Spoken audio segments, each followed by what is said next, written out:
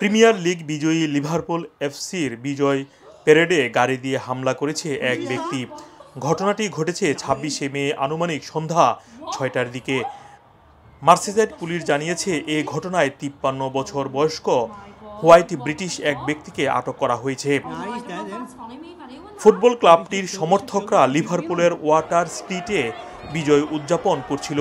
ঠিক ওই সময় কালো রঙের গাড়ি নিয়ে হাজারো সমর্থকদের উপর হামলা চালায় ওই গাড়িটি। তবে এ ঘটনায় এখন পর্যন্ত কতজনের হতাহতের ঘটনা ঘটেছে সেটি এখনও পরিষ্কার করা হয়নি। এছাড়াও ওই ব্যক্তি কেন এ হামলা চালিয়েছে সেই বিষয়েও এখনও বিস্তারিত কোনো তথ্য জানা যায়নি।